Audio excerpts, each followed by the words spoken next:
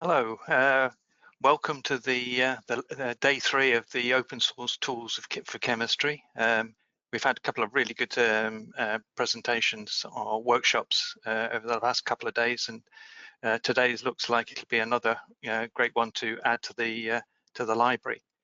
All attendees are in listen-only mode, but if you have any questions, please put them into the question box, and I will relay them to the speaker, to Anna.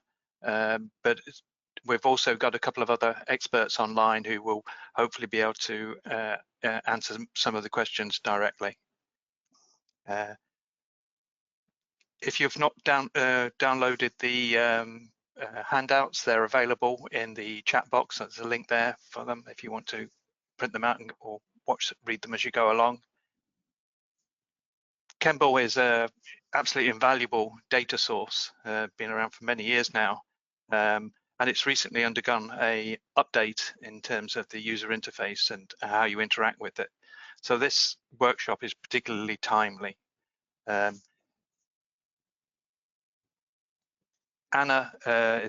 is the presenter, and I'll hand over to her and let her take it away. Okay, thank you, Chris. Hi, everybody. I'm going to talk about ChEMBL today. I'm going to do a bit of a demo of the interface and go through some sort of example use cases, and also show you a bit about how to do programmatic access. But first of all, I wasn't sure how much people knew about ChEMBL in general and the types of data we have and how we curate it. So I'm just going to go through a few slides to give a bit of background to explain, some of the different ways that we, curate the data in ChEMBL. So just sort of a high-level overview. So ChEMBL is basically a drug discovery database. So we aim to track the drug discovery process right through from target discovery and through lead optimization, clinical trials, and to eventual approved drugs. And basically we do this in a number of ways. So the medicinal chemistry literature gives us a good coverage of things like lead optimization, lead discovery. And then we also collect information about clinical candidates from USAN applications and clinicaltrials.gov. And then finally, we collate information about approved drugs from the FDA Orange Book and other sources. We also have our patent database, SureChEMBL, which again gives us a good overview of the sort of very early stages of drug discovery, some of which may not be published and make it to the medchem literature. And I'll mention SureChEMBL briefly at the end. As I said, ChEMBL is mainly data extracted from medicinal chemistry literature, but we do also have a wide variety of other sources of data within the database. So this just gives a bit of an overview of some of those different types of data. So within the scientific literature itself, we obviously have journals like JMedChem, BioMedChem Letters. We also cover the Journal of Natural Products. At various times we've extracted ADME relevant data from various journals, and we've also sort of done a project to extract agrochemical data in collaboration with Syngenta. So there's quite a lot of sort of herbicide, pesticide, insecticide data also within the database. We do exchange data with public databases, so ChEMBL data gets loaded into PubChem and BindingDB, and we take a subset of that data back into ChEMBL as well. So we load confirmatory assays with dose response endpoints from PubChem. We don't take all of the data because there's such a massive amount of sort of single point percent inhibition data. And we also take data extracted from patents by BindingDB. So that data can be found within ChEMBL. In the area of patents, we have also more recently started extracting some data from those ourselves. So we're involved in a project called Illuminating Druggable Genome, funded by the NIH. And the aim of that project is to try to find data for underrepresented or underexplored targets, so things that there's not very much known about. And we have been using patents as a source of bioactivity data for some of these targets. So we have been able to find cases where there are patents that contain high quality compounds with bioactivity data for a particular target where there's nothing known about that target in the sort of peer-reviewed literature. So we are doing some selective data extraction for those patents and entering it into ChEMBL. We have also incorporated a number of toxicity data sets for various projects that we've been involved with.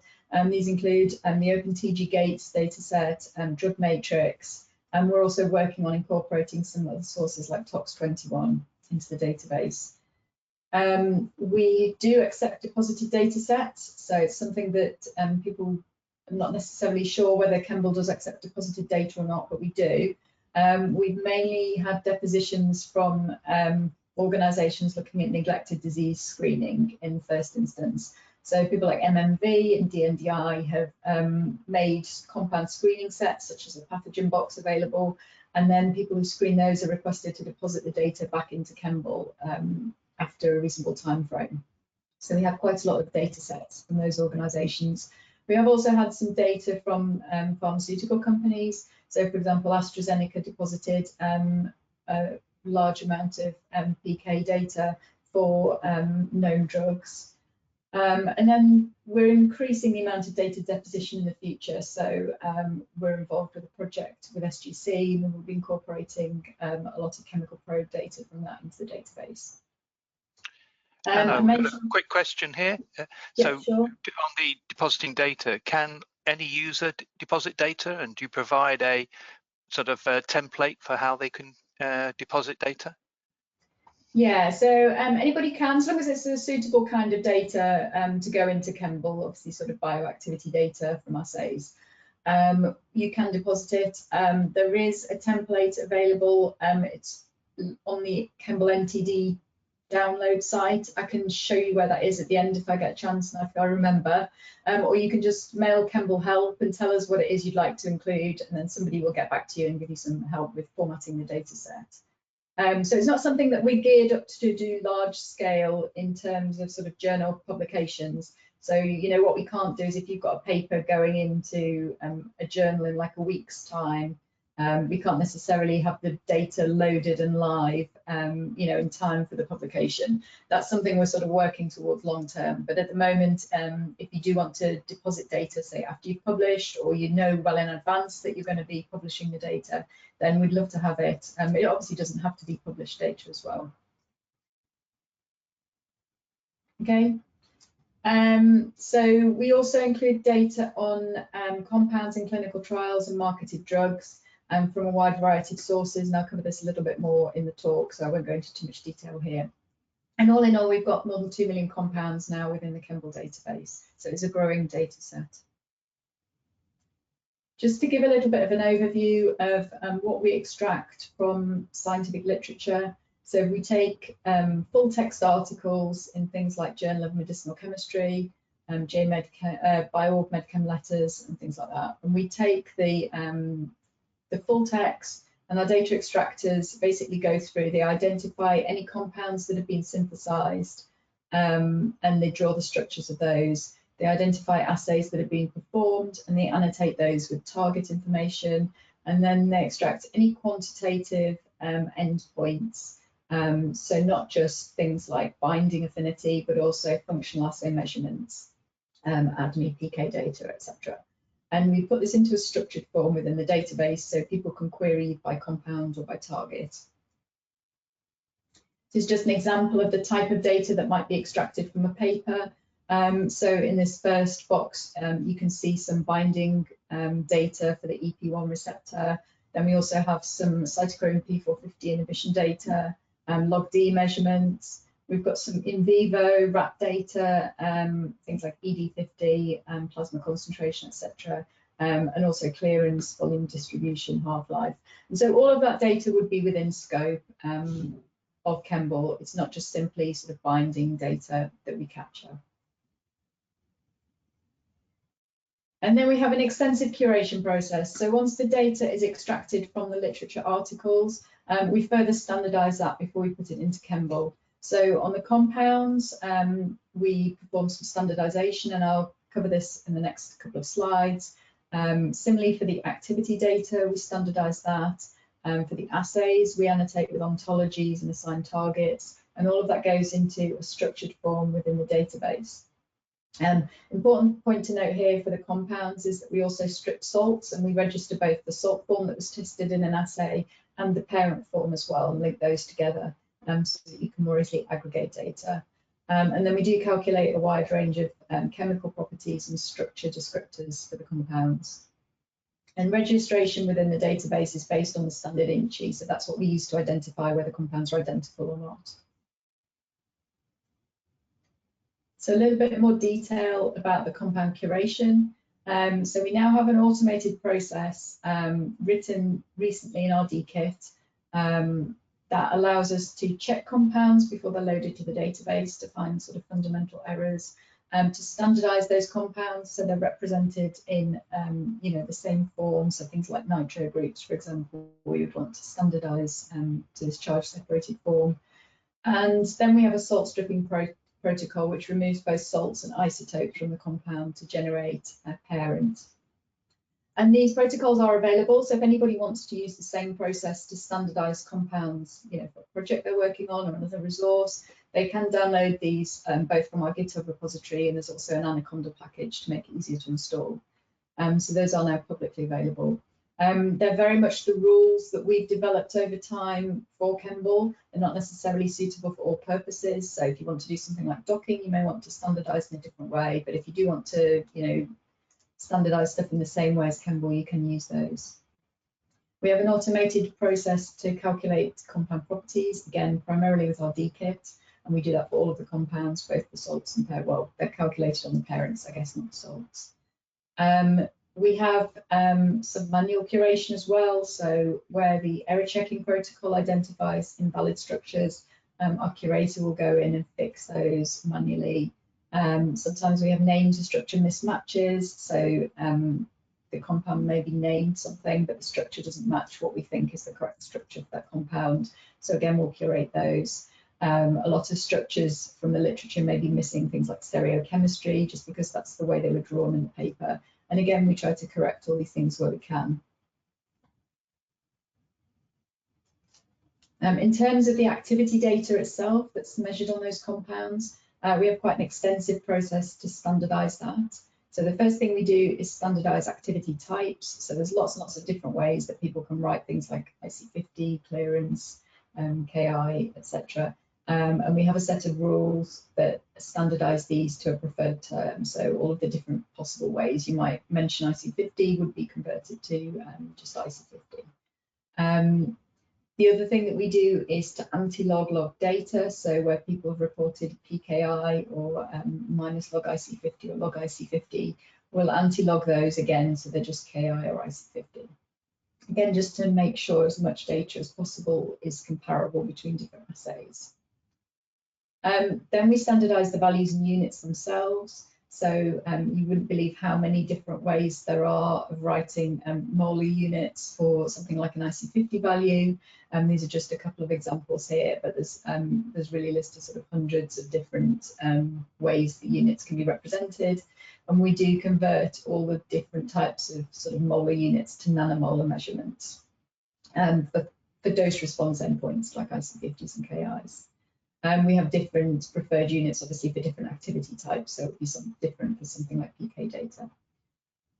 We have a process to flag potentially incorrect data. So because we're extracting a large amount of data from a large amount of literature, there will be errors made. There may be units that have been incorrectly transcribed, for example. And we do have a process to try to detect these and flag them. So we look for values that are out of range. So if you've got sort of sub-femtomolar compounds or 10 molar IC50 values, they're probably due to incorrect units, and we'll flag them as out of range. Again, if you've got incorrect units for the activity type, so if you have an IC50 in seconds, for example, we would think that's suspicious and flag it as having non-standard units. And the idea is that you can exclude the data that has these flags if you want clean data for something like modelling, or if you want to get as much data as possible and go back to the publications to check what the data should be, then you can just ignore these comments. But obviously with the caveat that you do need to check the data. We will try to go back over time and curate these errors and fix them, but in the short term, this is just a way to identify those. And then the other thing we do is calculate PChEMBL values. So having anti-logged some of the data, so it's all in IC50s, we then also generate a negative log value for all the sort of roughly comparable dose response type measurements. We call this PChEMBL. So this is just intended to give you, a quick method to compare data on a sort of log scale between different assays, for say drawing graphs, etc. And then the last thing we do is try to identify potential duplicate data.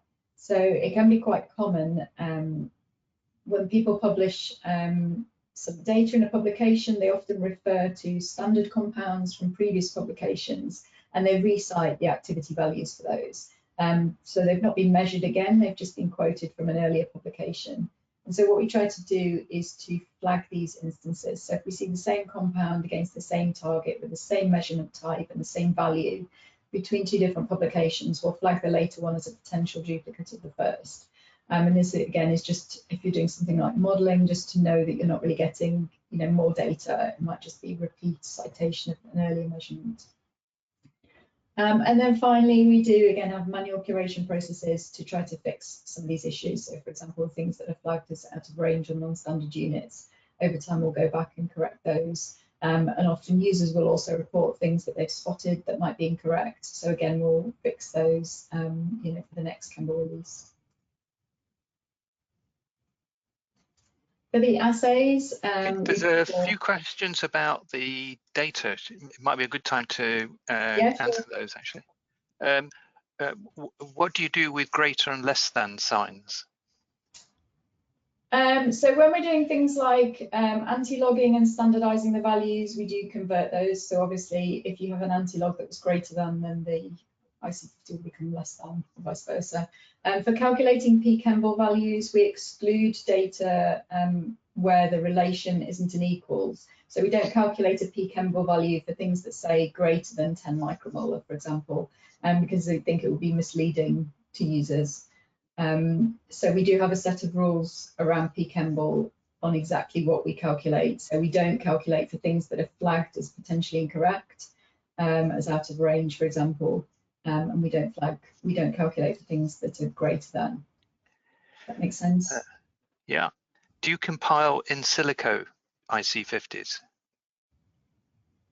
No, generally we prefer to only capture experimentally determined values within ChEMBL. There will be a few that slip through from papers that contain a mix of sort of real data and modeling data, but they shouldn't really be included. So we have in silico properties for compounds, things like log-D calculations, but we don't capture in any kind of in silico predicted activity values within the activities table. And another comment is, do you capture data for, quote, inactive compounds? Yeah, so that is the idea. So within a publication, we would capture all of the data that is there. So if there's 10 compounds that have been tested in an assay, 2 of them were inactive, we would capture that they're inactive. And either they'll have a very low, IC50 value, or they'll have something like an activity comment that says inactive or could not be determined. So we do capture all of that. I guess the issue here is that in the peer-reviewed literature, people tend not to report their negative data so much. So, we won't have really comprehensive negative data, but we do for some of the deposited data sets, and for the data from PubChem, we do have some inactive data there as well. Okay, and another question, is there a mechanism to report errors in data that are spotted by users? Indeed. So at the moment, the best way is to mail ChEMBL help. But we are also thinking about making it easier on the interface for people to sort of just click and report, incorrect data on a particular activity. There's a question here about the how much manual curation is involved. Are chemists getting better at getting their structures correct? In general, I would say yes, probably that's the case, and particularly, some of the journals are now capturing things like smiles or inches for the compounds that people publish. The journal articles themselves are online rather than fuzzy scanned PDFs, and so things generally may be increasing in quality. But we do still find quite a lot of issues, and particularly for compounds that have complex stereochemistry. You will often find duplicates within ChEMBL where they've been drawn different ways in different papers. And we do spend a lot of time going back over these, trying to work out what's the correct structure, particularly for things like drugs, and correcting the published data around those. That leads nicely to the last question. Is the stereochemistry also taken care of during the curation? Yeah, so we do try to correct stereochemistry. Obviously, we won't always know where it's missing or where it's wrong. Certainly if it's reported, or for compounds that are approved drugs and clinical candidates, we tend to go over these quite carefully and try to determine the correct, the correct stereochemistry and represent that as accurately as we can. Okay, that's great. I think we'll let you carry on now then. Okay. So for the assays that have been performed in those publications or deposited data sets, we do a lot of mapping. So we pull out the cell lines that have been used in cell-based assays. We map them to a number of ontologies such as Cellosaurus and cell line ontology, experimental factor ontology, and the linked data catalogue. For tissues, we map these to Uberon and a number of other sources as well. For assay formats, the endpoints that are measured in the units, we annotate these with bioassay ontology terms and the units ontology. For drug indications, we map these to MESH and again to experimental factor ontology diseases.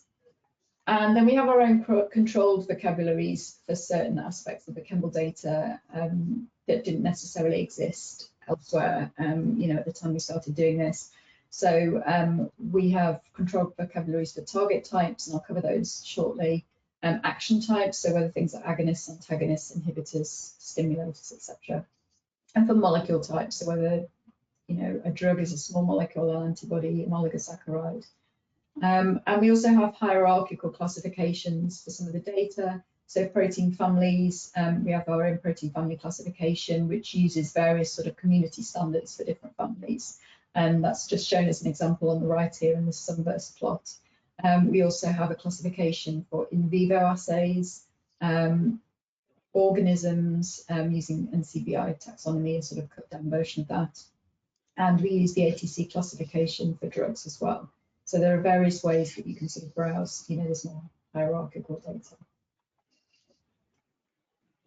Coming on to target assignments, so for each assay that's performed, we try to assign a target to that assay.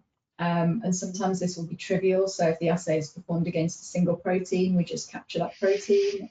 We link through to the UniProt accession for the protein, and that's kind of job done. But actually, a lot of the data that we have is not just people testing a compound against a single protein. So it can often be the case that a protein complex is involved. So maybe the compound only binds, when two subunits are associated. Compounds might bind non-specifically to a protein family. For example, muscarinic antagonists are not particularly selective. They might bind to all 5 muscarinic receptors with varying potency. And we might not be clear exactly which ones, the compound is interacting with in something like, say, a tissue-based assay. So we represent the family as a target and link to the individual components of that family. Similarly, we have other types, such as protein-protein interactions. So I guess it's kind of the opposite of a complex, where the compound prevents 2 subunits associating rather than this subunits being associated in order for the compound to bind.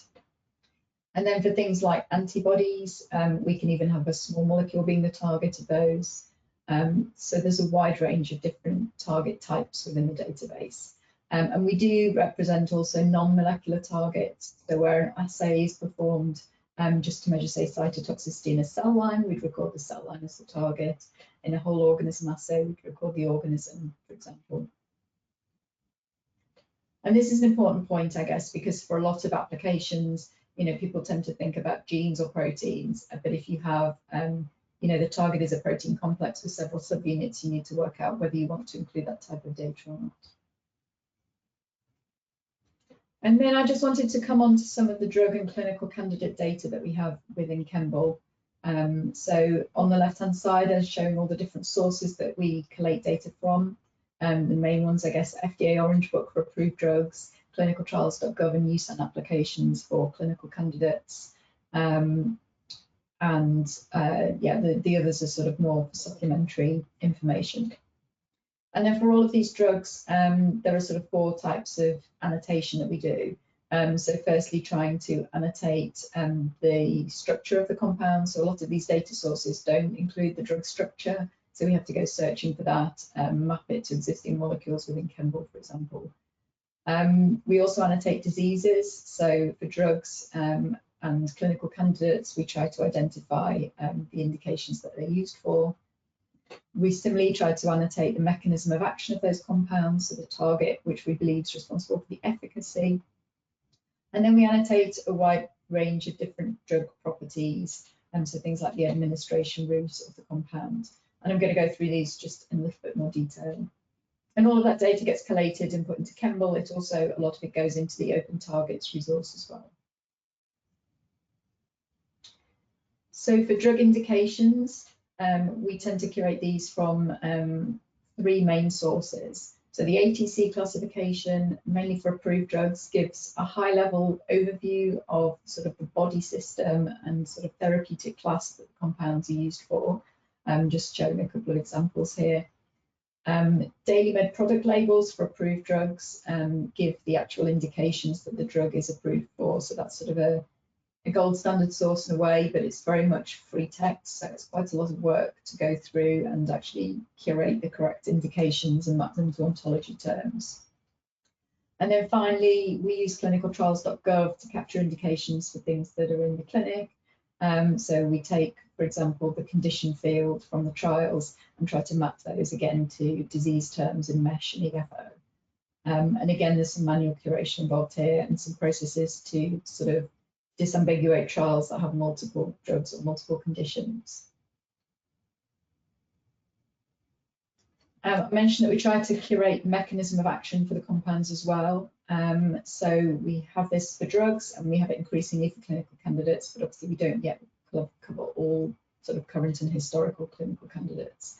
And we try to capture targets with which the drug directly interacts, and those are responsible for the efficacy and the indications that the drug is used for. So we're not trying to capture targets that are responsible for adverse effects, and we're not assigning these targets purely on the basis of pharmacology data. So just because the compound might bind to a target, if there's no real evidence that that's important to the therapeutic indication, then we wouldn't assign it. And we provide references for these. So we get the data mainly from prescribing information, scientific literature. So we capture where we got the information from. And this does often require subjective decisions. So does the same target generally apply to all of the indications that the drug may be used for? So you can imagine a case where a drug against a human target might be found to have sort of anti-parasitic activity, for example, and obviously there's a different target involved there. If we have a non-selective drug, do we just annotate all the proteins that we know it binds to, or do we try to narrow it down using things like expression data and other information? So, for example, muscarinic receptor drugs, not very selective, but if we know it's a drug for asthma, would we annotate, just M3, which is the predominant form in the lung, for example? And if you have things like broad spectrum antibiotics, what do you map to? So do you try to find all the penicillin binding proteins from all the susceptible strains of all the different bacteria? We take a pragmatic view here and just pick representative sequences from, say, E. coli to represent those targets. So really this explains to a large degree why you find different target annotations for drugs within different databases, because there are a lot of sort of subjective decisions that have to be made. And then finally, just coming on to the drug properties. So we assign 2 sets of icons to all the drugs and clinical candidates. The green icons apply to the molecule itself, and so they'll be applicable to all clinical stage compounds.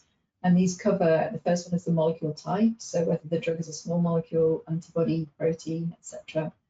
Second one is whether it's rule of 5 compliant. So obviously in this case, because it's an antibody, it's not rule of 5.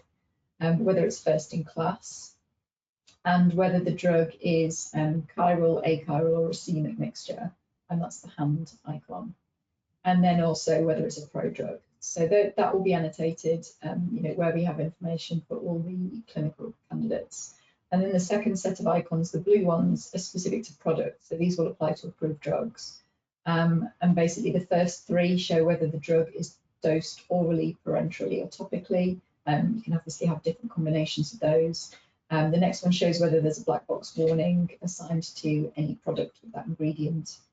And then the last one is the availability type, so whether the drug is prescription, over-the-counter, discontinued, or even withdrawn. So these give a quick visual way to understand a little bit more about the properties of the different drugs.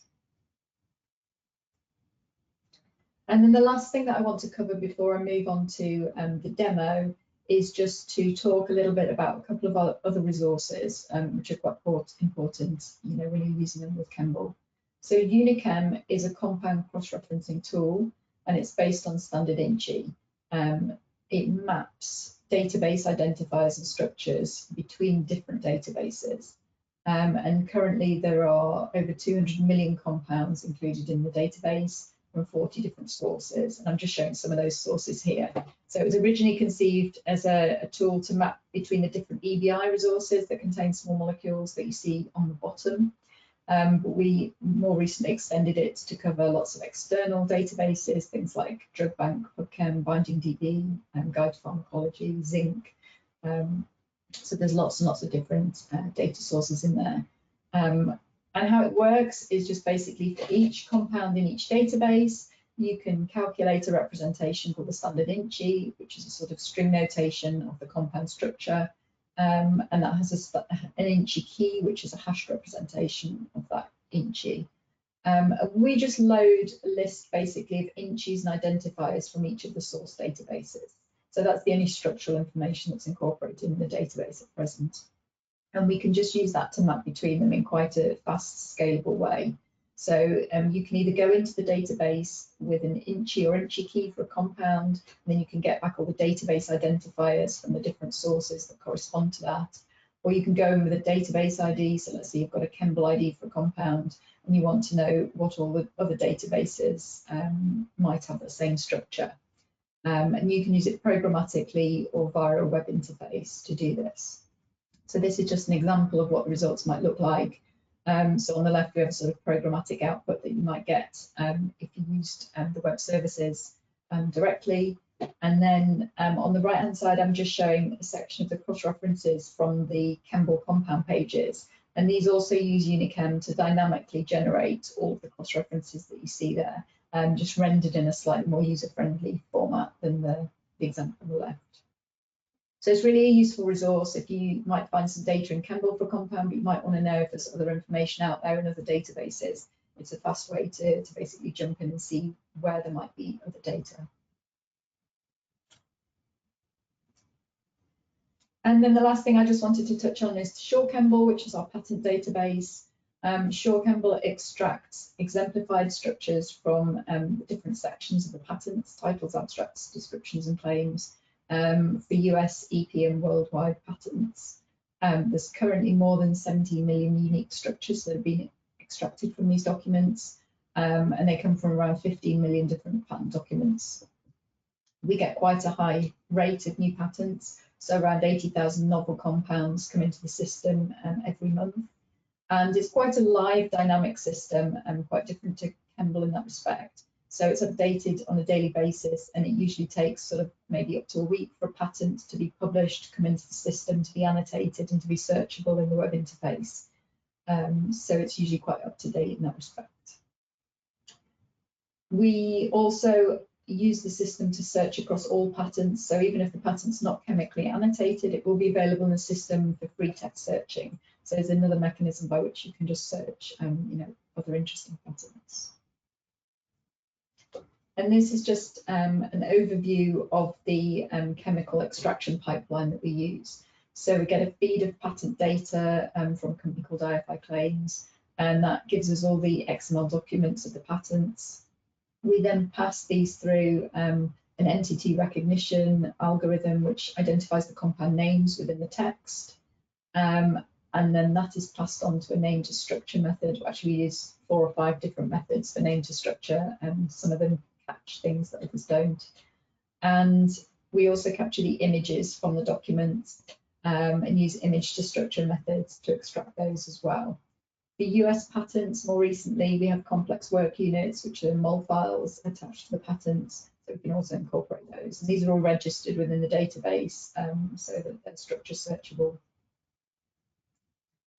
And this is just a quick example of what the front end looks like. So you can do a large number of different possible queries. So in the box at the top, you can put a keyword search, just search for something like diabetes or ABL1 or whatever you want to search for. You can also restrict to various types of patents and publication dates using the panel on the right. You can add a chemical search, so if you want to look for particular scaffolds, for example, and combine that with free text and metadata filtering, you can.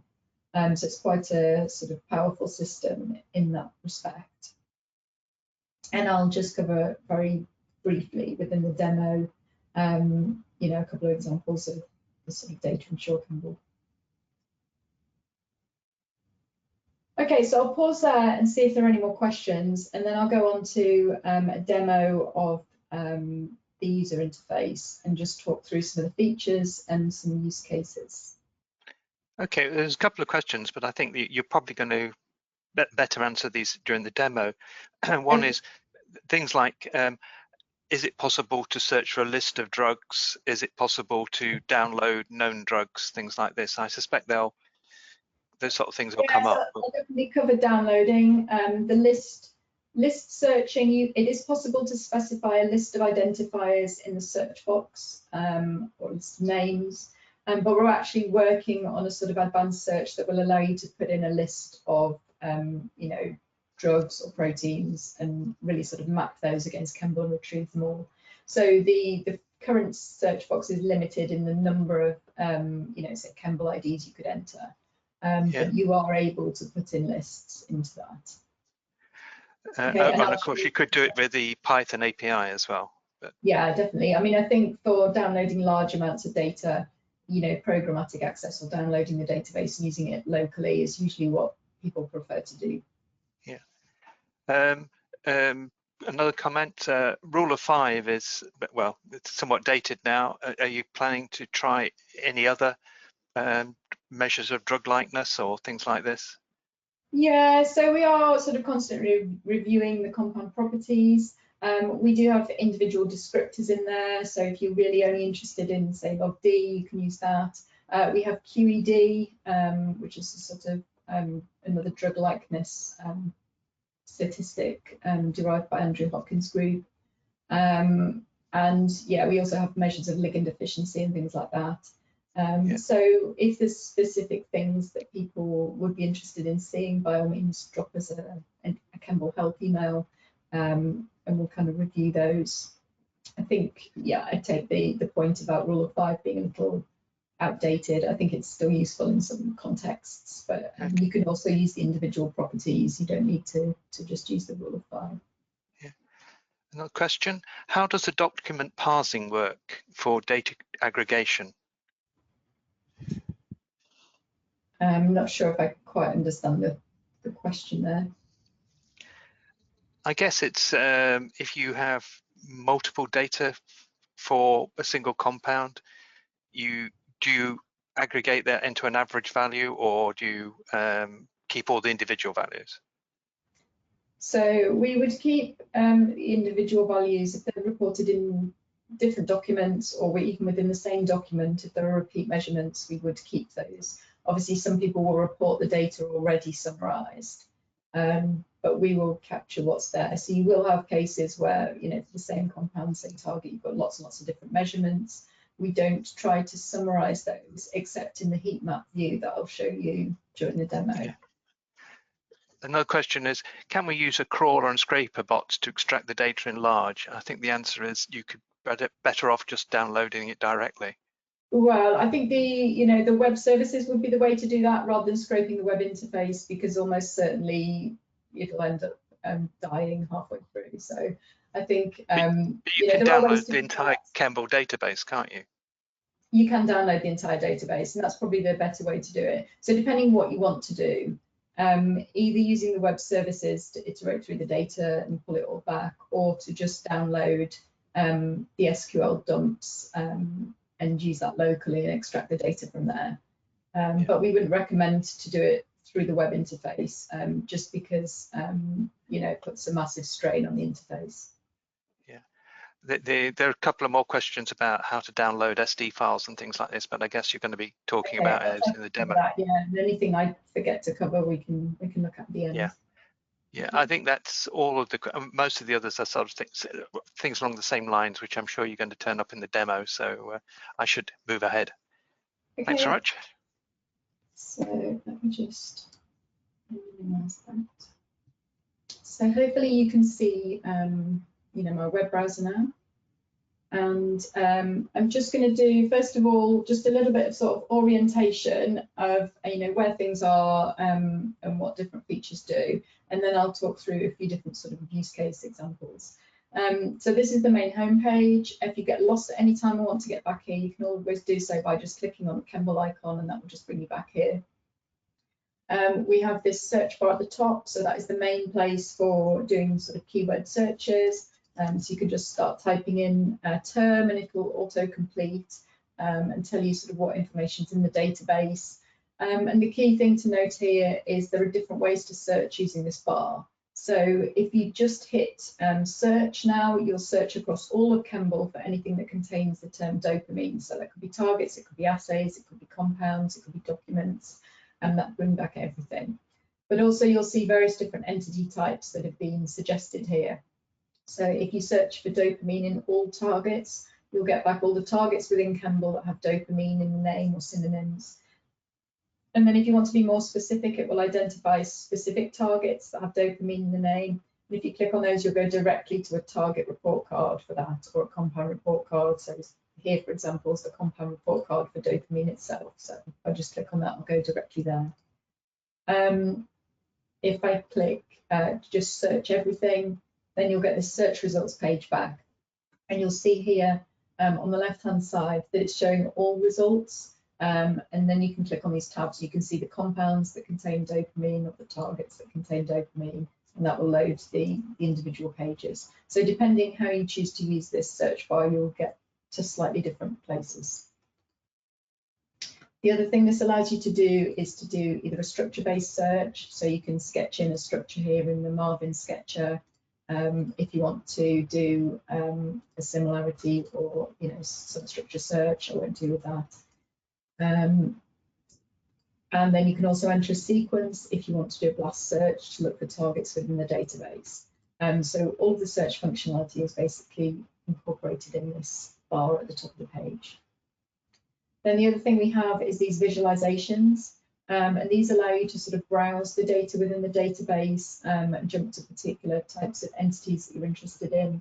On the front page at the moment, we have a visualization that's specific for the SARS-CoV-2 data in our special ChEMBL 27 release. But the normal visualization that you'll see here allows you to explore all of the data in ChEMBL. So wherever you see these sort of visualizations that are sort of red and green, you can usually click on these to get to data. So they're all clickable, interactive widgets, basically. So, for example, clicking on the red one there will take you to just all 1.2 million assays within ChEMBL. There are a few other visualizations here. So this is the protein family classification that I mentioned earlier. So if you wanted to find all G protein coupled receptors, for example, you can click on these to zoom in. So I've just clicked on membrane receptor, and then I can see family A GPCR, so I'll to click on that. And then maybe I want to get serotonin receptors. So if you click on a particular slice of the sunburst, there's a button here that then allows you to just get all the data from that section. So this will return all the serotonin receptors, for example. And then similarly, you can change this to view the targets by organism or by gene ontology term. We've got another visualization here for in vivo assays. So recently, this is something that Fiona worked on.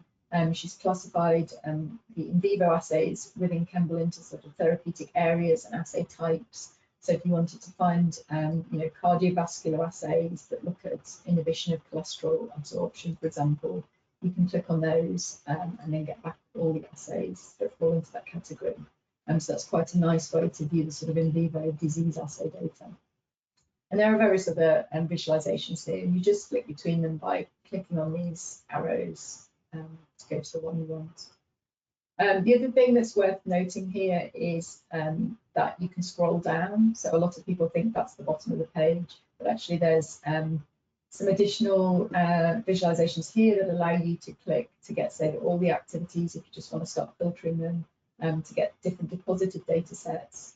We have information about publications describing ChEMBL, links to other resources, most importantly, the frequently asked questions here. So if you want to know, more information than might be already, somebody's asked it, we've answered it then. And then just some entries from our blog. So that's more or less the front page. I'm just going to show you a little bit more about the search results and how to get to activity data now. So if I just do, let's say, dopamine compound search. This has brought back 84 compounds that contain dopamine somewhere in the names or synonyms. And you'll see that by default, these have come back as little cards. You can switch to a table view if you prefer, which just has columns. There's also a graph view where you can see molecular properties. So if you want to plot the molecular weight against LP, for example, you can do that there. And basically, if you want to retrieve activity data, there are several ways to do it. So these little histograms give a preview of what data there is for a particular compound. So if you hover over them, you can see there's 126 Ki measurements for dopamine, for example, in the database, and clicking on those will take you through to the activity page.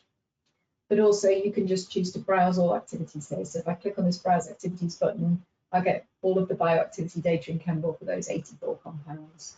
Or if I want to select just a few of them, then again, I can just select them and browse activities, and I'll get just the data for those ones.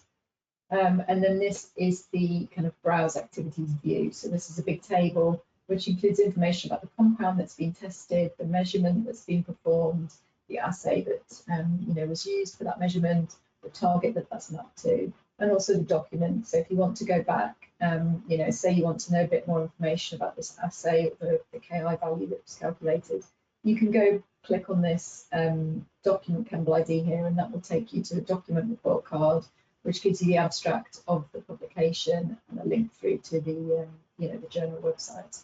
So you can always go back to the original literature if you think you want to sort of understand a little bit more about what's done.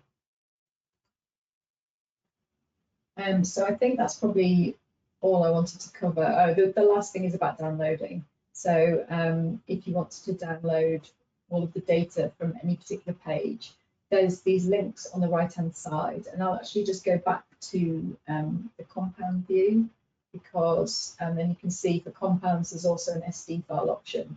So if I wanted to download, say, all the compounds here in TSV format, I can click on that link. Here it's quite quickly put a little link on the left-hand side, click here to download your file. If somebody's already generated a download for that page, it happens quite quickly, which is why I saw that instantly. But it can take a little bit longer. So if I request the SD file, you'll see this message that says generating download file. And that might just take a little while to run the first time. And then you'll see on the left-hand side here, it'll tell you when your file's available to download. So you can see it's almost done now. And in a moment, you should get a link to just say you can download your file here now. So the reason we do it this way is because some of the downloads can be quite large. So if somebody tries to download like more or less all the activity data, it's going to take quite a while to generate that file. So there you go, you can click and then we'll get an SD file of all those compounds. So you'll see these icons on most of the pages that allow you to download the data. There's a few other entity types listed along the top here. So in the same way that we've looked at sort of compounds and targets, you can view assays, documents, cells, tissues, and they'll all get their own report card that links to the data for those particular entities. Okay, so that's all I was going to cover just about the basic navigation, and then I'm going to walk through a few sort of examples. Is there anything anybody wants to ask at this point? No, there's no outstanding questions. A few compliments for you on your presentation, which is very nice to see. Okay, great, thank you. Okay, so I'm just basically going to talk through a few different examples. So the first one is a sort of repurposing example. So imagine that you're interested in the CC chemokine receptor type 5 or CCR5. Perhaps you've done some genetic work that suggests that this could be important in patients developing severe response to COVID-19 infection. And you want to see if inhibiting that target could perhaps lead to better outcomes in those hospitalized patients. So what we want to know is there any data in ChEMBL for CCR5, and are there any drugs that could readily be repurposed for this new application? So if we just type in the top box here, CCR5, and we can search in targets, we'll see what we get back. So you'll see here that we found 8 different targets that contain the synonym CCR5.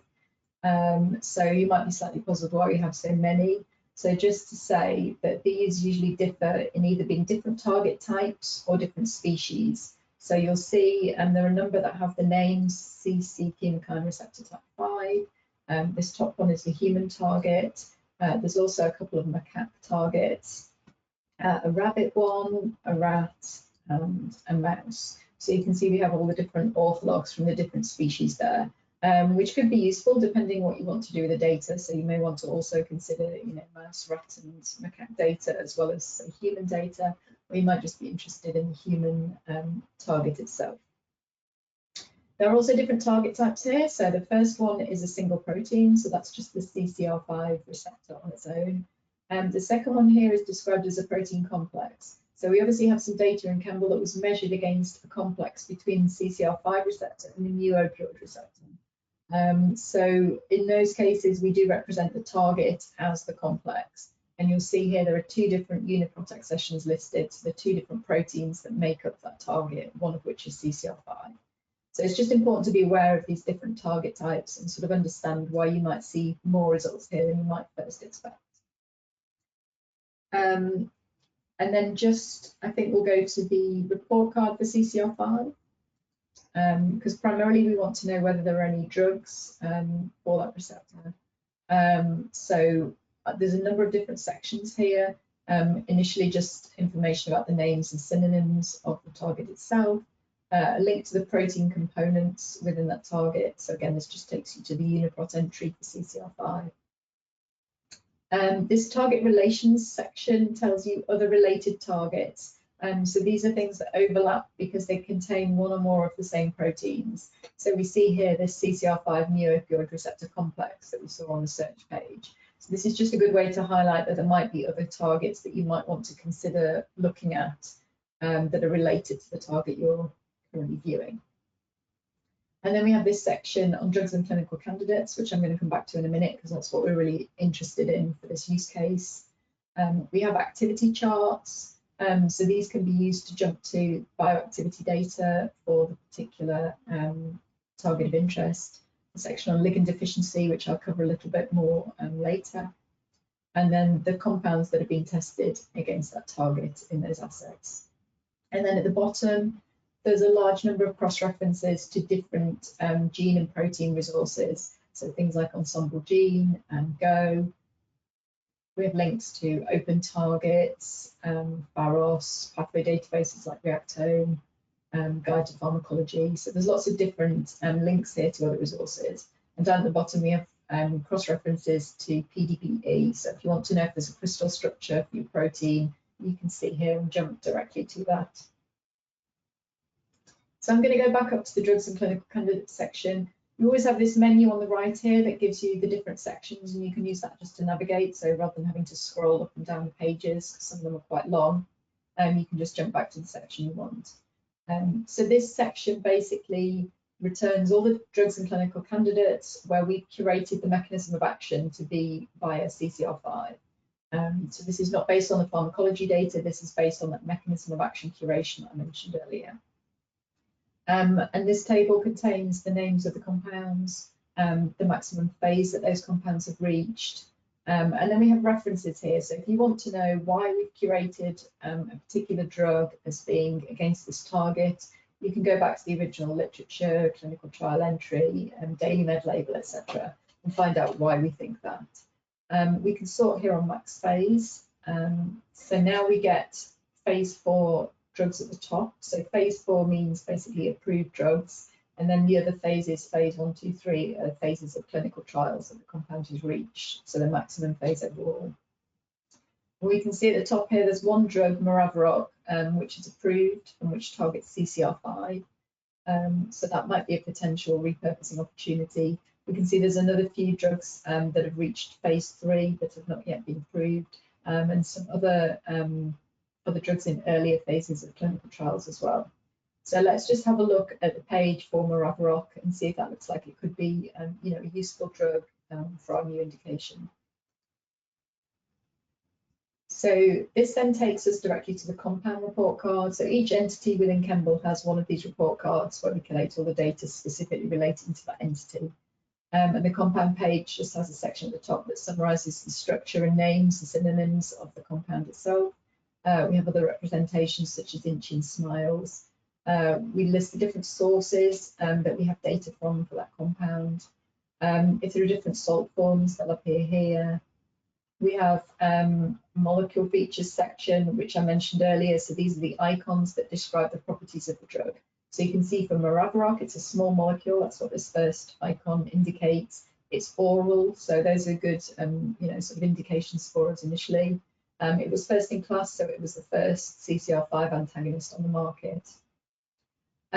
Importantly here, it does have a black box warning. So this indicates some kind of severe or life-threatening side effect, and that could be, you know, a disadvantage in terms of trying to repurpose this for COVID, let's say. So we might want to find out a little bit more about that. So the way to do that is to go to the cross-references section at the bottom of the page. So if I go down to the UniChem cross-references and go slightly up here, we have links to daily med here. So these are done based on the name, so hence they're not in the UniChem cross-references section just yet. And if you click on that link, you'll go to daily med. I think they may slightly have changed the URL, so the link doesn't quite work. We'll fix that. You'll essentially get to the prescribing information for Maraviroc. And this is basically gives you more information. So this is the box warning, this section with the black outline around it that says warning hepatotoxicity. So, you know, really we might want to be a bit careful about using that compound because of this hepatotoxicity that's been observed.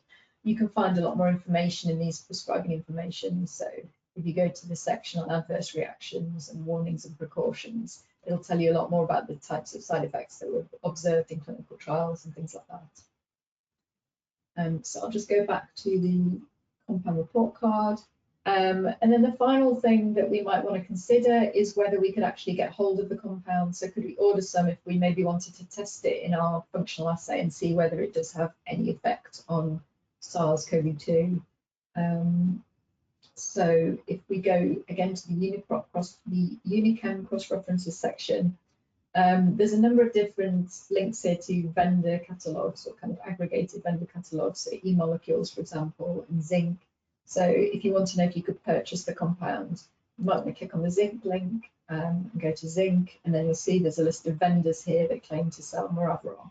So you could go there to order, you know, physical samples of the compound if you want to do that. So I think that's all I was really going to cover on that specific example. One thing that I will just show at this point is, you know, we've sort of looked at, you know, drugs and targets individually, but if you do want to pull back all the data for all the drugs in one go and do some sort of large scale analysis, you can do that again by this visualization on the front page.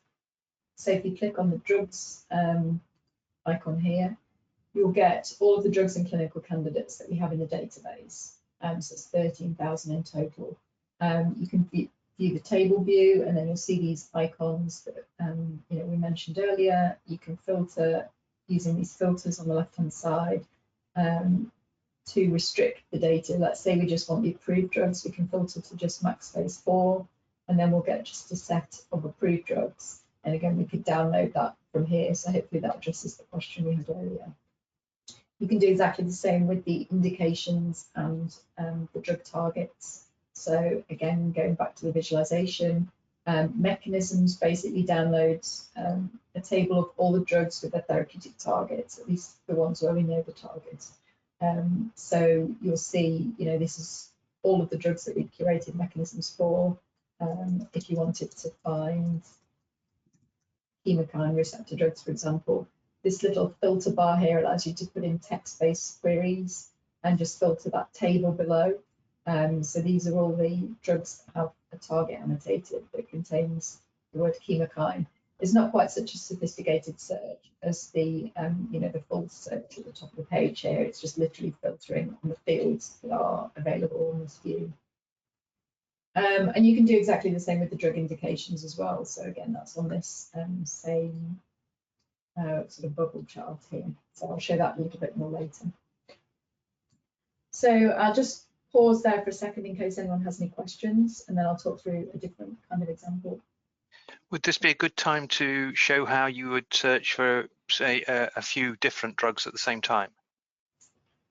Yes. So I don't know how well this works. There's a sort of more sophisticated way to do this in Elasticsearch, but I think that's a little bit complicated.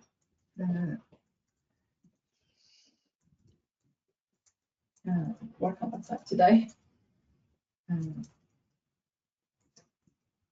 So I think you can just put in several search terms like that, and it will pull back. It'll probably pull back more than what you want. So you can see here, I have found sildenafil, I found Maraviroc, and I found Gleevec, which is imatinib. So it has pulled back those. It'll probably pull back other things as well that may have synonyms. So we've also got sildenafil citrate. I'm not sure what happened to the images. That doesn't bode well for the web services demonstration. And imatinib mesylate. So you can see you've got both parents and salts coming back here. If you want to search with ChEMBL identifiers, you can do the same thing. So ChEMBL 192, ChEMBL 941, for example. And again, you'll get back those. So you can put a list into that box. It's limited because we use Elasticsearch for the search technology, and that can only accept a certain number of identifiers. So you can't put in thousands of terms in there. But we will be developing, sort of search by lists functionality, where you could upload, say, a file that you have with identifiers or names in, and then map that against ChEMBL. So, Okay. I mean, I guess if people have longer lists, then it would be better to use the Python API to. Yeah, I think it is, or to download the database, because it can be, because Elasticsearch does some sort of fuzzy searching. It matches it'll match the exact matches first, but then it'll also match non-exactly as well. Yeah. So you might end up with a slightly longer list than you wanted. If you want a sort of simple one-to-one mapping, it might be better to do that programmatically rather than using the interface. But as I say, this new sort of list search functionality will facilitate doing that sort of batch mapping job. So there's a few questions that you might be coming on to, things like more complex searches where you want to search for all prodrugs that were delivered IV only. Yeah, so I think we can do some of that. There are some limitations on what we can do with the interface. I've just clicked to view all the drugs here, for example, and I'll go to the table view. The thing that I can't remember if I showed already is you've got here show hide columns. So although you see a certain number of columns here, there are a lot of other columns available. So you can also add additional things to this table. If you want to see additional columns, like say you want to see whether drugs were withdrawn and for what reason, you can add those columns there. and sort on those, for example. You can filter on the side here, and again you can add additional filters. So there should be, say, prodrug, for example. And what was the other example? Well, it was the IV, but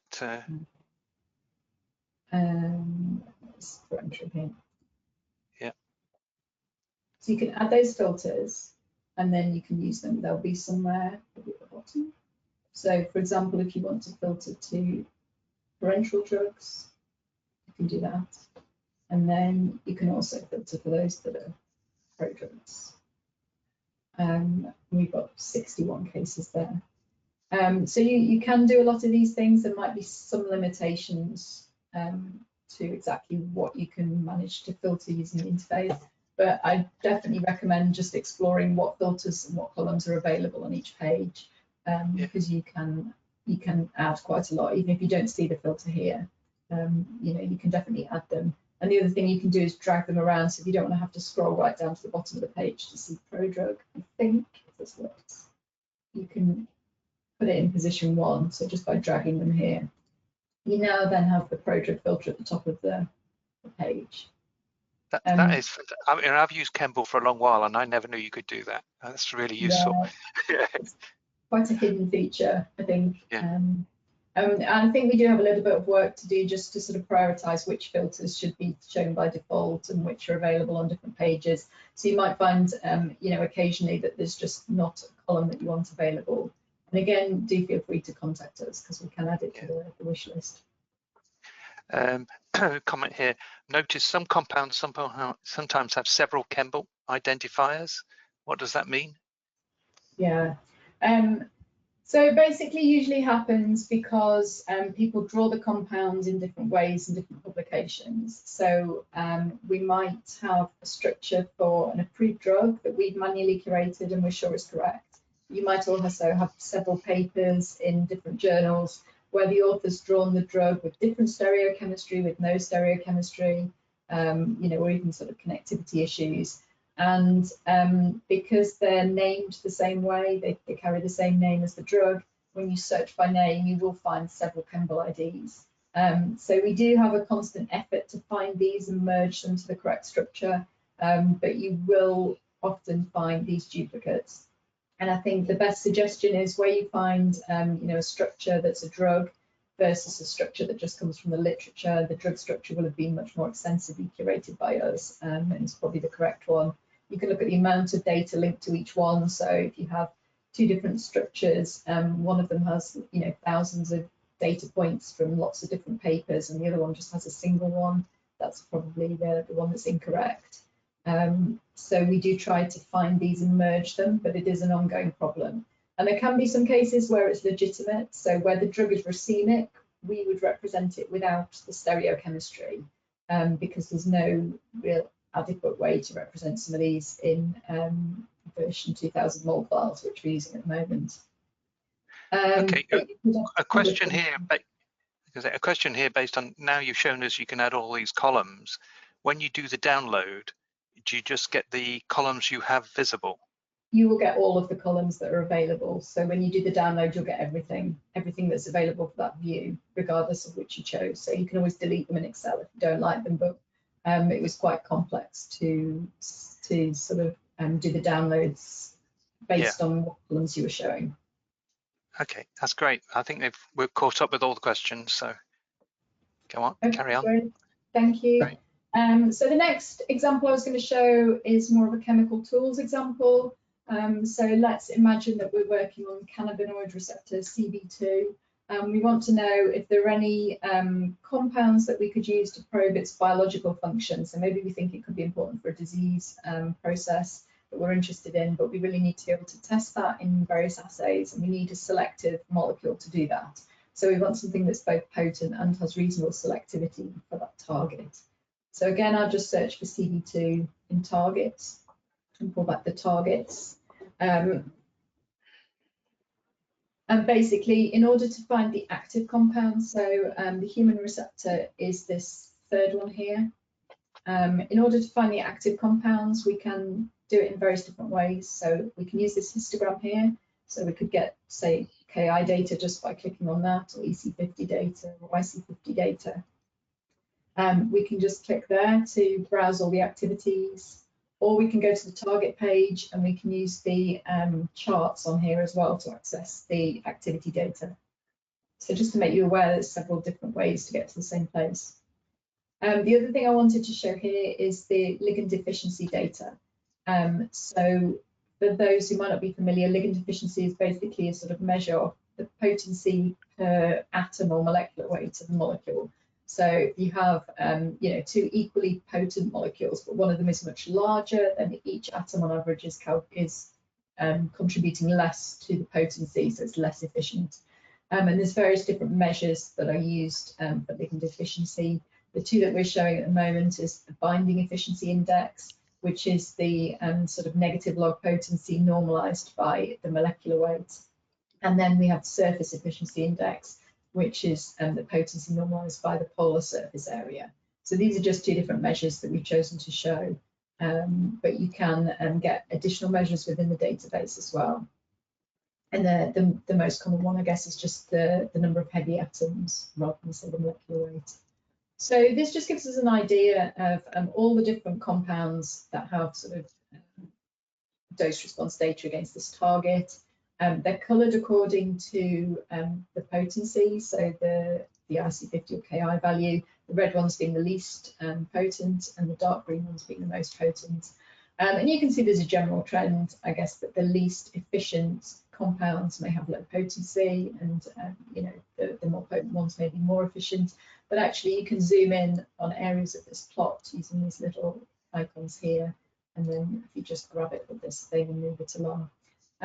You can see that though there is a great degree of variability.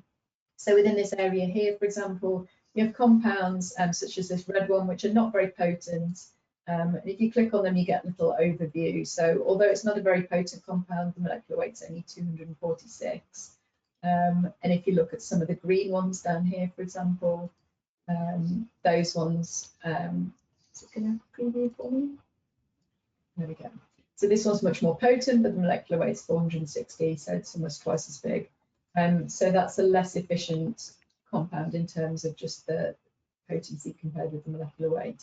And if you want to, or if you need to build in more selectivity to the compound, for example, you might need to increase its size, and so you might want a slightly smaller starting point. So this can just give you an idea of which compounds, you know, could be slightly more efficient than others, rather than just considering potency on its own. And then I'm going to look at the bioactivity data for this target. So I'll use these charts to get to that this time. So this pie chart just shows the different activity types, similar to the histogram on the search results page. You can see there's lots of KI data, EC50 data, IC50 data. If you want to retrieve all the data for this target, you can click on this button and that will retrieve everything in the chart below. Or you can click on a section, so I'll just click on IC50 here. And we can see the IC50 measurements for compounds against the CB2 receptor. And this is the big browse activities view that I showed you at the start. So details of the compounds that were tested on the left-hand side here. One thing to mention, we have this field called compound key for the compounds, and that's the name that's used in the publication. So if you do want to go back to this publication and see more details of the compound, that's quite a useful way to find it without having to look through for the structure. You can sort this, so by default I don't know if it's sorted in any sensible way, but we can sort on standard value. We can get the most potent compounds at the top, so you can see that some of these have sub-nanomolar IC50s. And then having chosen some compounds, what we might want to do is see what their selectivity looks like. So they're obviously very potent, but there's a related receptor CB1, and we want some selectivity over that to really understand the function of our protein. So what we'll do is we'll select just a few of these compounds. And then in order to get an idea what those compounds do, we're going to go to this link here that says browse compounds, and that'll take us just to those compounds themselves rather than this activity view. So if we click on that, we've got those 4 compounds now in the list. And then we can go to the heat map icon here. And what that will do is it will take those 4 compounds that we've selected, and it will pull back any targets that those compounds have been tested against within ChEMBL. So you can see here we have the human CB2 receptor, which is the one that we started with. So obviously all of the compounds have some data there. We have the human CB1 receptor. We have, I think, the rat receptors here and the mouse receptors here.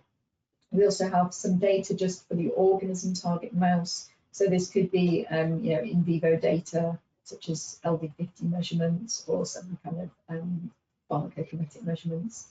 And you can hover over these targets, obviously, to see a bit more detail about the targets. You can also hover over the compounds to see a little preview of the compound structure and properties. But you can also click on these cells, and that will tell you what the data is in that cell. And the other thing that I should just show at this point, which is slightly off the bottom of my screen, is the colouring. So these cells are coloured currently by the average PChEMBL value. So if you remember, PChEMBL is just basically a negative log dose response measurement value. So PChEMBL value of 9 corresponds to nanomolar activity, 6 to micromolar, etc. So the darkest ones here are the most active, and the lighter green ones have the lower PChEMBL values. So if you click on an individual cell, you can see for this first compound here, the average, there's 5 different data points. That's what this activity count shows you. I'm sorry if this is a little bit small for you to see, you might have to try it out for yourself. The PChEMBL value on average is 8.73, and the highest PChEMBL recorded is 9.7. So that's obviously quite a potent compound. If you look at the data for the CB1 receptor, you'll see that the average PChEMBL value is only 5.87 and the highest is 6.26. So you've got a good 3 orders of magnitude selectivity there. So similarly for this bottom compound, you can see the PChEMBL values are 9.85 versus 6.51. Whereas some of the other compounds, such as this one's not quite so selective, 9.85 versus 9. So you can identify at least a couple of compounds here that have quite high selectivity.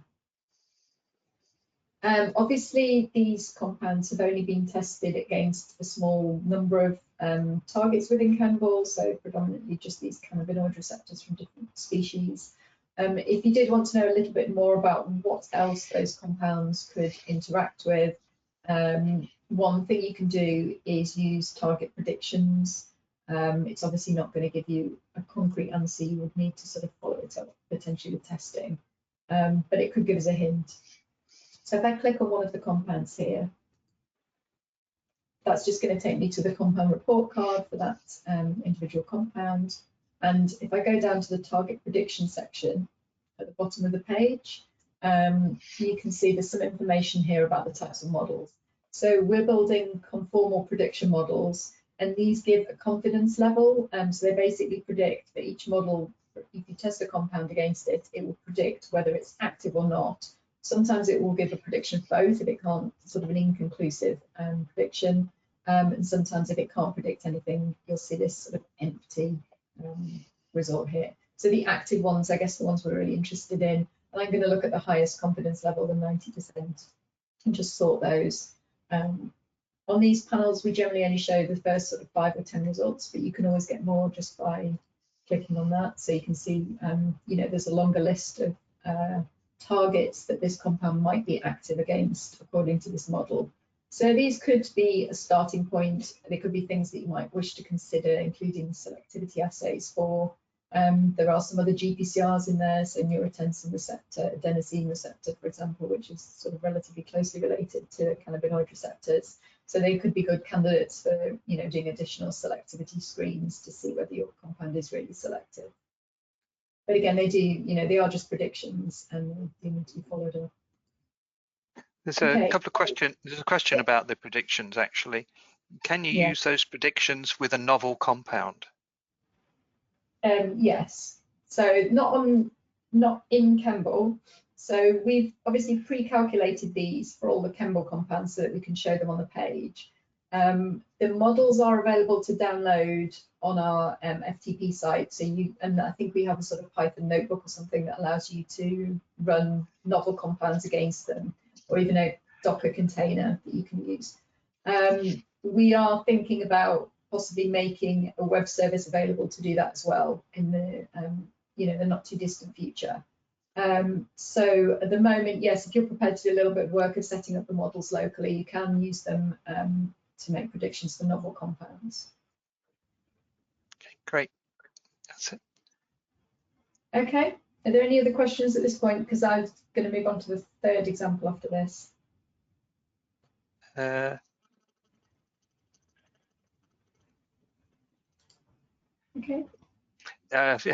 Well, a question I think we've already discussed, but in the compound list of my query, I applied filters, but when I downloaded the CSV, it still contained all the information about the compounds.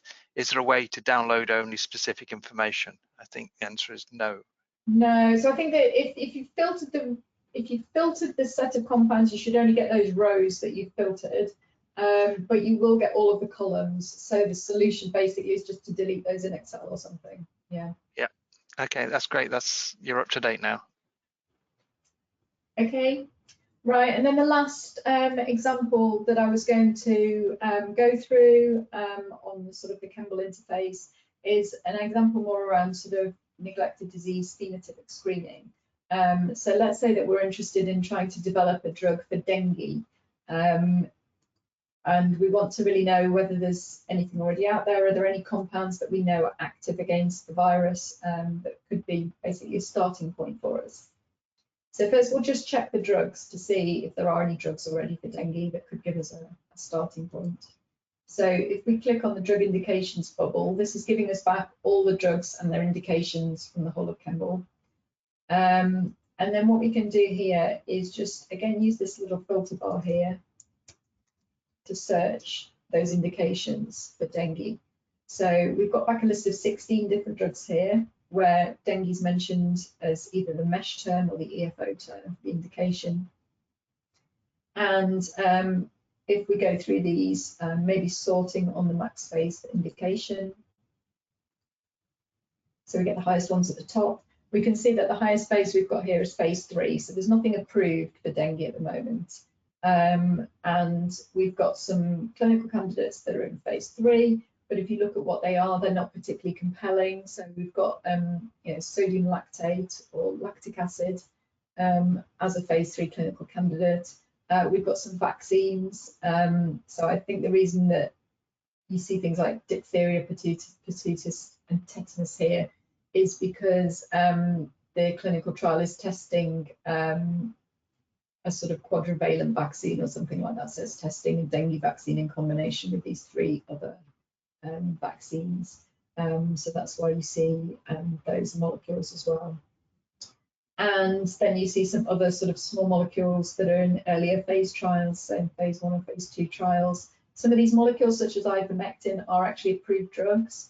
So it's an important distinction here when you're looking at the drug indications data. The max phase for the indication is just that, the highest phase that that drug has reached for that particular indication.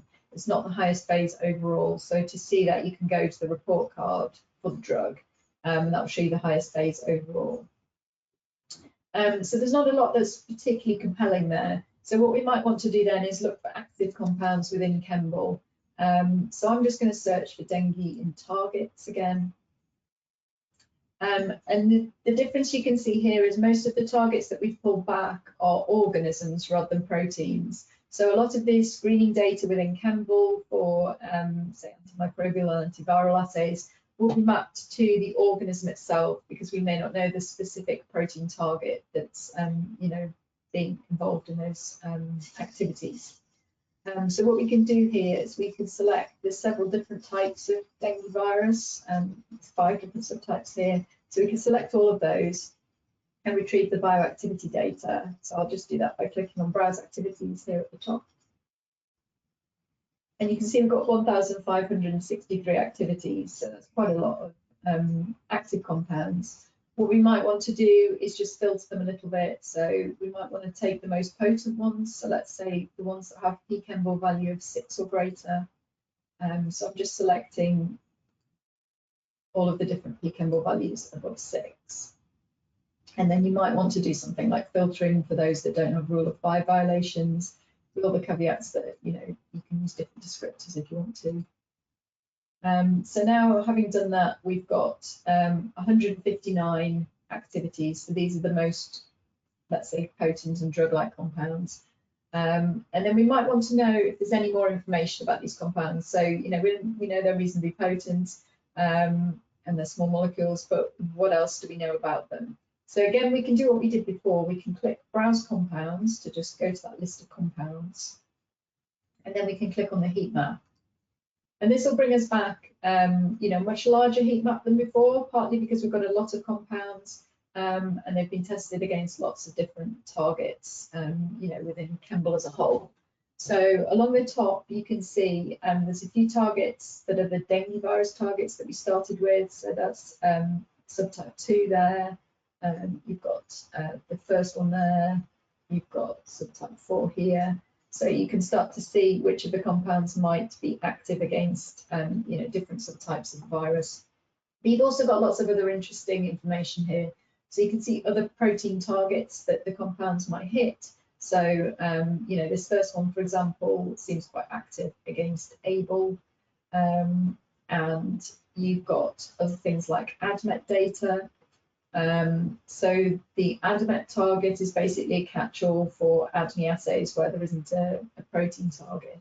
So you can have lots of things included under there, like cytotox, clearance, etc.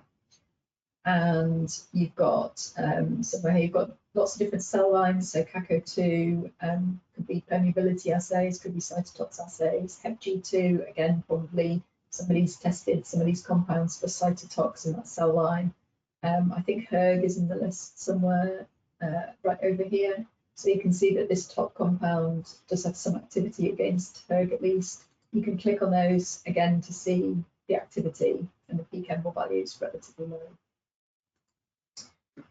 If we click on, say, let's see, so here's some data for cytochrome P453A4. So you can see that this top compound, for example, does have some activity there, and you can click to go to the activities and see the inhibition of 3A4. And we'll just go back to the heat map. So this top compound here is dasatinib, which is interestingly an approved drug. So, you know, if that does genuinely have activity against dengue, that could be a good starting point potentially. So I think what we might want to do is check, for example, whether these compounds are patented. So we'll go to dasatinib, for example. Clearly, since it's an approved drug, it's quite likely that it will have patents associated with it. We might want to choose the compounds that don't for a sort of neglected disease application. So if we go down to the UniChem cross-references at the bottom of the page, we have a link to SureChEMBL here. So this will take us to our SureChEMBL patent database, and it'll take us to the page for that particular compound, dasatinib. So this is the landing page. You can click on this patent hits tab here, and this will retrieve the list of patent hits. It can be a little bit slow, so I'm just going to flick to one that I opened earlier.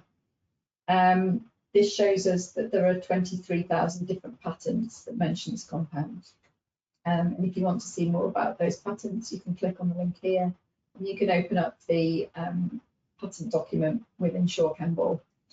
You'll see all the text of the document, and you should see, just takes a little while to load up sometimes, you should see the compound names and images highlighted where the compounds have been extracted.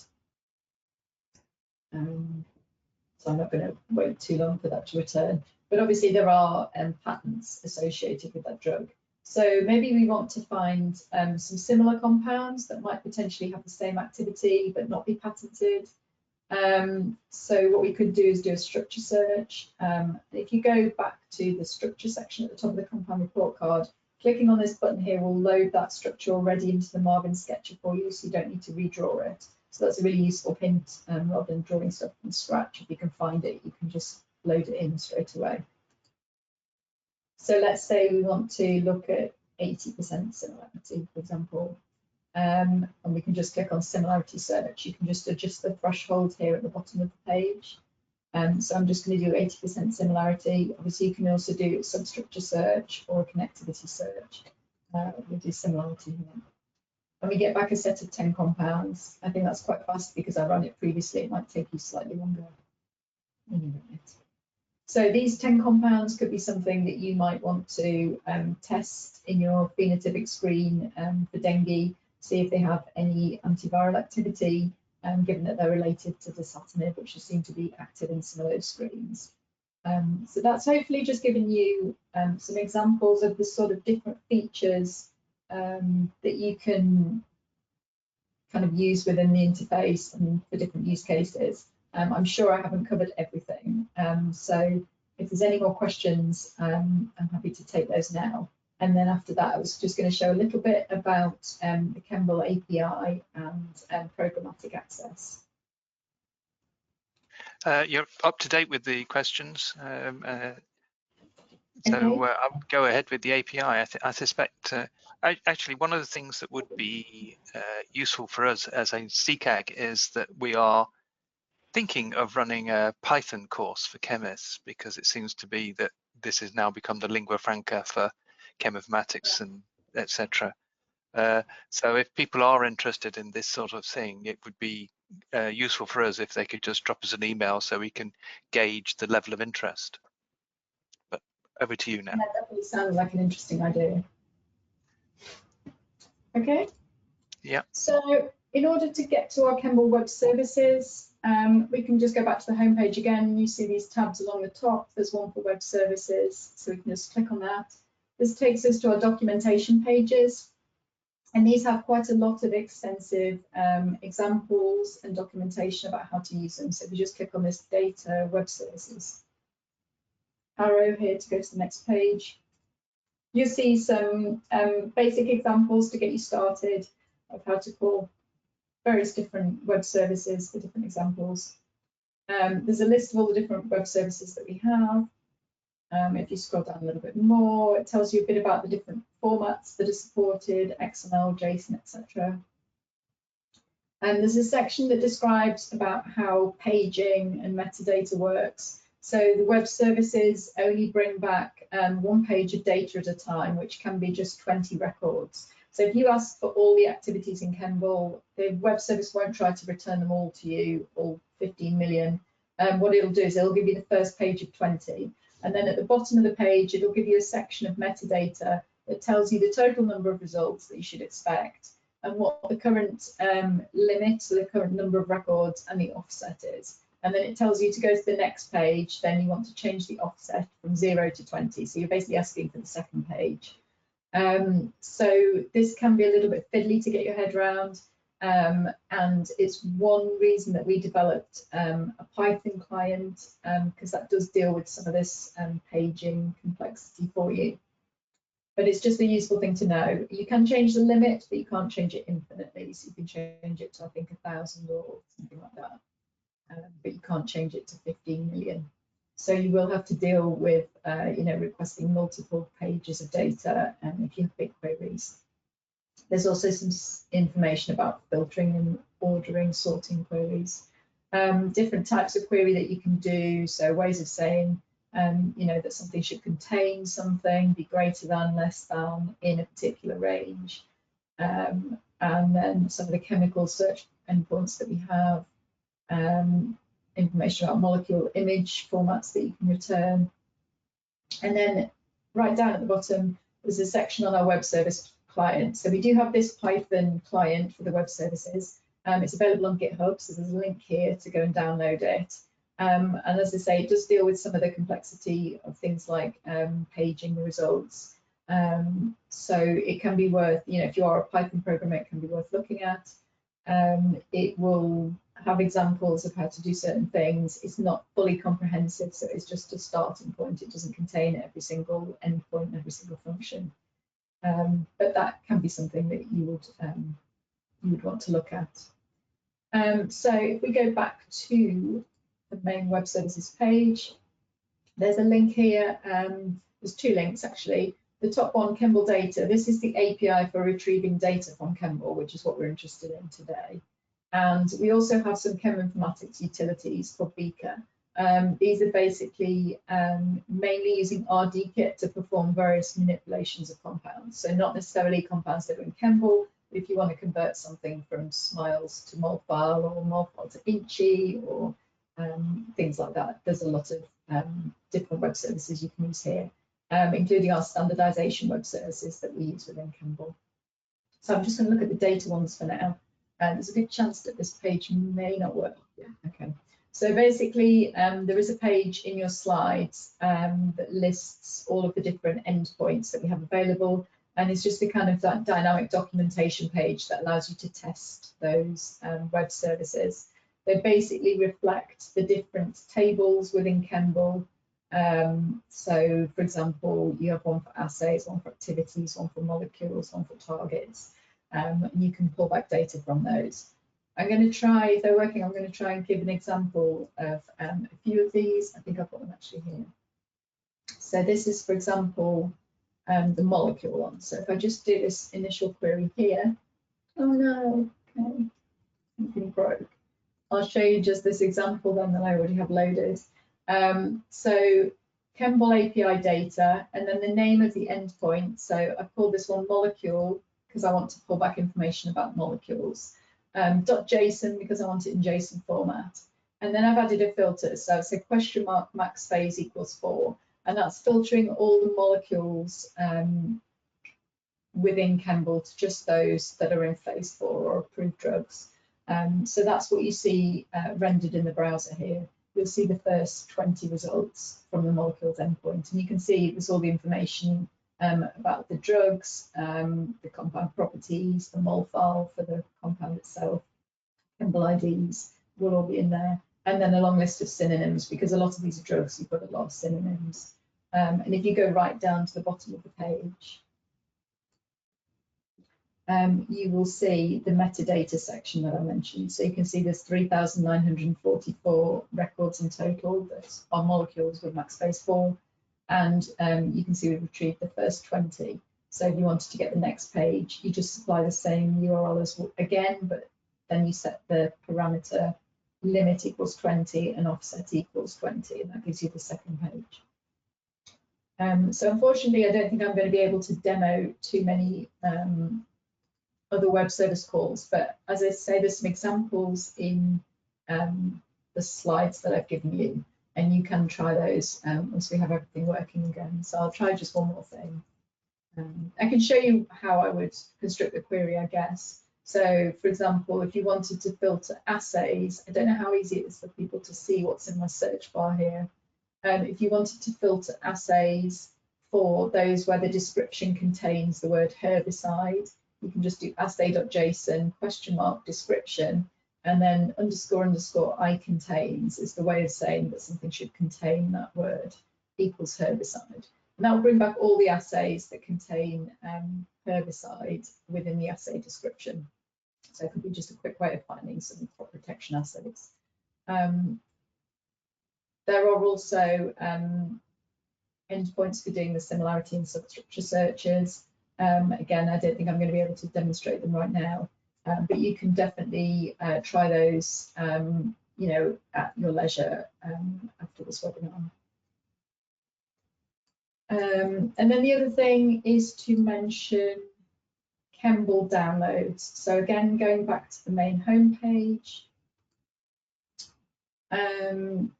we've got a section here on ChEMBL downloads with different resources. So if you click on ChEMBL DB here, this will take you to the FTP site for all of the different ChEMBL files that you can download. So I'm just going to click on that. And it's just opened up in my FTP client. So here you can see there's sort of two folders. One is latest. So this one is just the latest release of ChEMBL, which is currently ChEMBL 27. You can see we've got lots of different formats. So we've got an Oracle format, we've got SQLite, we've got Postgres, and we've got MySQL. So there's lots of different formats that you can download the SQL data in.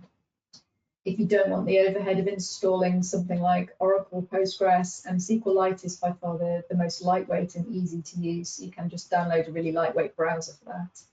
We have an SD file of all the compound structures. It doesn't contain all the bioactivity data, it's just the compounds. We also allow you to download the fingerprints for the compounds, that's this one. The sequences of all the targets as a FASTA file in case you want to use it for blast searching. And there's a variety of other files. So we have release notes, we have schema documentation, which tells you a little bit more about the tables and the database. And then we have a folder called releases, which basically captures all of the previous releases of ChEMBL. So if you've been doing some work on ChEMBL 27 and we inconveniently release ChEMBL 28 in the middle, you can always go back and you can download the old version of ChEMBL from these release folders that look, just exactly like the current one. So I think at that point, that's all I really wanted to say. And I will just switch back to just this slide, which basically just tells you how to get some more help and more information about ChEMBL. So definitely visit our frequently asked questions page, which should have quite a lot of documentation on it. Read the latest ChEMBL publications. We do have a ChEMBL blog where you post interesting articles from time to time. We do have some other online training courses on the EBI website that you can look at. And then if you want to be kept up to date with when the next release of ChEMBL is and things like that, you can join this ChEMBL announced mailing list that we have. It's not high traffic, so we don't spam you with lots of information. It will just literally be when there's going to be a major release of something from ChEMBL. And then finally, the most important point, I guess, is, if you're still not sure how something works or you found an error with something, then do contact us on campbellhelp@ebi.ac.uk and we'll try to get back to you as quickly as we can. So I'll just leave the acknowledgement slide there, and then if anybody has any more questions now, and apologies that I wasn't able to demonstrate the web services very effectively, but there's lots and lots of examples in the Gitbook documentation that you can click on just to see what they bring back. Yeah, we've got a question here. In the download FASTA file, is the drug mapped to the FASTA sequence of its identified target? No, so it's just purely the sequences of the targets in that file. Yeah. I just wonder, would you perhaps have time just to show where the NTD files and things can be downloaded? Yeah, certainly. So let me just go back to.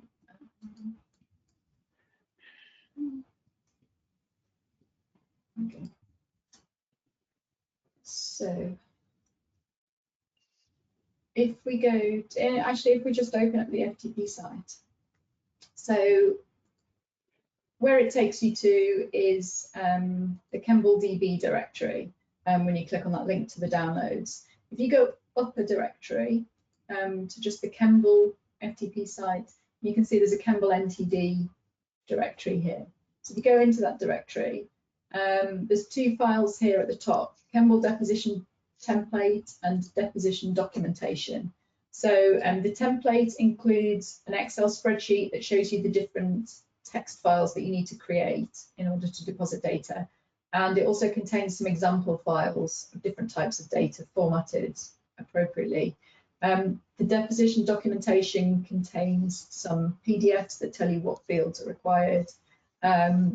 If it's something you're thinking of doing, large scale or regularly, it's always worth just dropping us a line because we're happy to help you with formatting your data, particularly if you're going to be coming back with repeat depositions, because some of the features of the template, they account for lots of different types of data. And if you just have a very simple data set, it might seem a bit daunting at first, but actually you don't need to fill in all of the various fields and files. So that's where that is, and I'm happy to, include, maybe put a link to this in the chat. I don't know if I'm able to do that. Am I able to write to the chat? Yeah, I think so. I'm not sure about an FTP URL, but try it out. Yeah, so that site, that area includes all of the malaria and things like this, doesn't it? Yeah, so this is where we put deposited data sets that either are not necessarily going in ChEMBL or are not going in immediately. So if you do need to make something available quickly before a ChEMBL release, then we can put it on our ChEMBL NTD website. the name implies neglected tropical diseases, but we can, put other things there if need be as well. So if I can't even see the chat.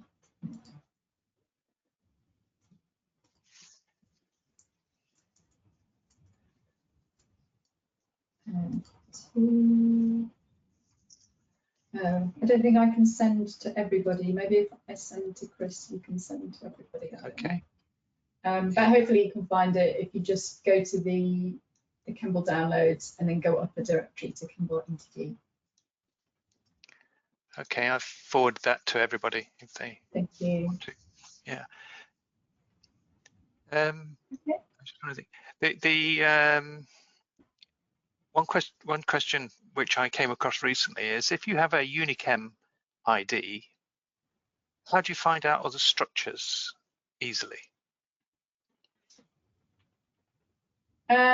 It's not easy, I guess. Go to one of the source databases and get the structure from there. So we only capture the INCHI, and most people can't read the INCHI in a meaningful way. So I would say, look at which databases that compound is in and go to one of those database pages for the actual structure. So, if you imagine if you've gone in with a ChEMBL ID and you get links to, say, Drug Bank, PubChem, you can go to PubChem and you can download the MOL file or something from there.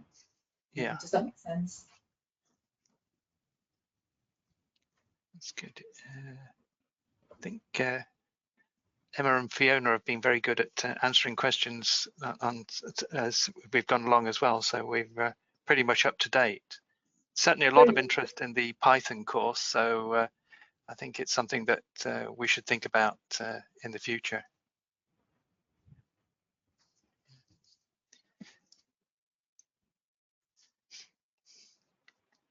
Let's see. Okay, I think we're up to date with questions and things. We've got a couple of minutes before the end. So it looks like people are starting to log out as well. So many thanks for this presentation and the workshop. It's been really helpful. I mean, I've used ChEMBL for probably over a decade, and I certainly found I learned a few things in this thing as well that I didn't know before. So it's been really very, very helpful. I think ChEMBL is one of these absolutely invaluable resources that anybody who's involved in drug discovery should be proficient in using it, and using it as a starting point for projects. And I would also encourage people that to explore the web services, because actually they can make things, for downloads of large amounts of data that you're doing repeatedly, they're actually invaluable. So thanks for flagging those. Thanks very much for your time, and thanks very much for a really fantastic presentation. No worries, and thanks for all the questions. It's actually really helpful for us to get an idea of what people don't find so obvious about the interface, and what sorts of things they want to do. So do contact us if you have requests or queries. Yeah.